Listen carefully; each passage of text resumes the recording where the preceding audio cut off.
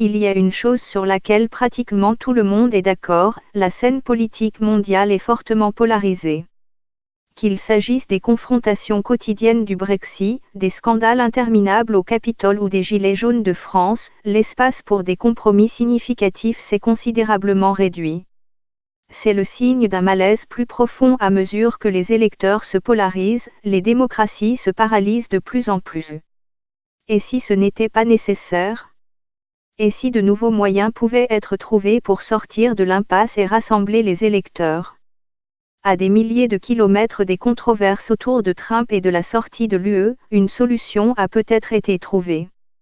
Au cours des 5 dernières années, Taïwan a mélangé la technologie et la politique pour créer une nouvelle façon de prendre des décisions.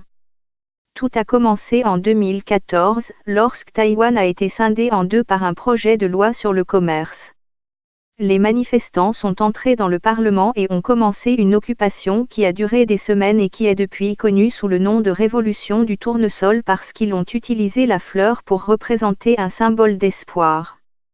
Elle a été l'un des principaux membres de la scène florissante de pirates informatiques qui se sont joints aux manifestations à Taïwan.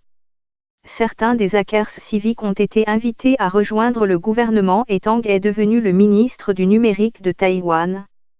Leur objectif était de concevoir un nouveau processus auquel des personnes de toute tendance politique pourraient se joindre et exprimer leur point de vue. Mais surtout, le processus devait déboucher sur un consensus que le gouvernement pourrait transformer en de nouvelles lois et de nouveaux règlements.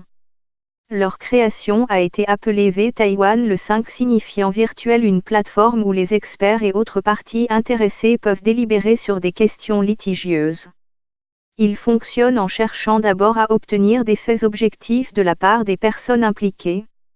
Ensuite, les utilisateurs communiquent entre eux par l'intermédiaire d'un réseau de médias sociaux spécialisés appelé Police, qui leur permet de rédiger des énoncés sur la façon de résoudre un problème et de répondre aux suggestions des autres en étant d'accord ou non avec eux. Une fois qu'un consensus approximatif a été atteint, des réunions en direct ou en face à face sont organisées afin que les participants puissent rédiger des recommandations spécifiques.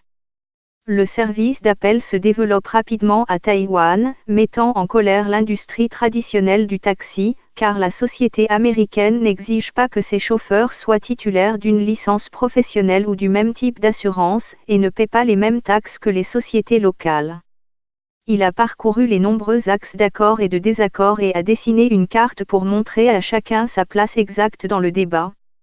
Les chauffeurs de taxi, les chauffeurs UB, les passagers UB et les autres passagers ont formé 4 pôles dans les coins de la carte.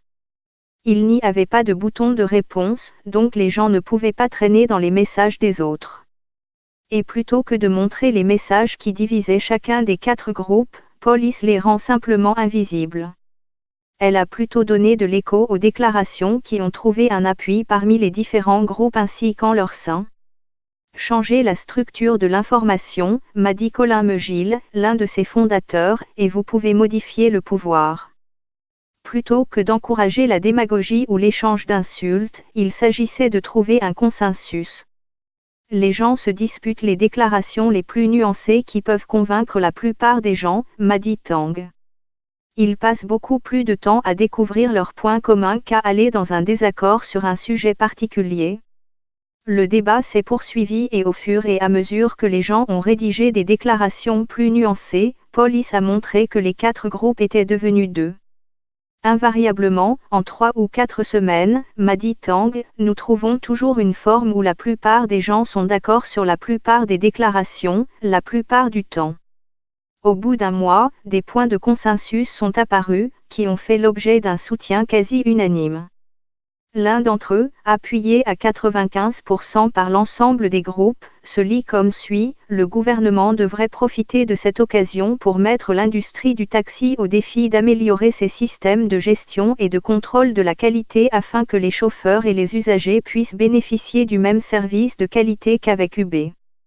En juillet de cette année, j'ai vu V-Taïwan en action sur une autre technologie perturbatrice, la réglementation des véhicules électroniques.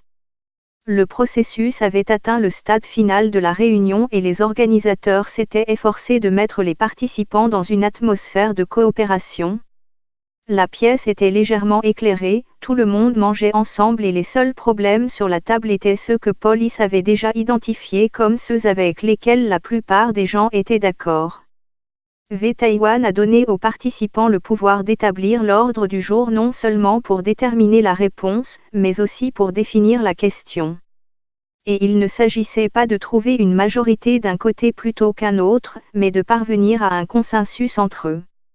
Une nouvelle réglementation a été adoptée permettant à UB d'opérer avec des conducteurs titulaires d'un permis de conduire et aux taxis réguliers d'utiliser des applications.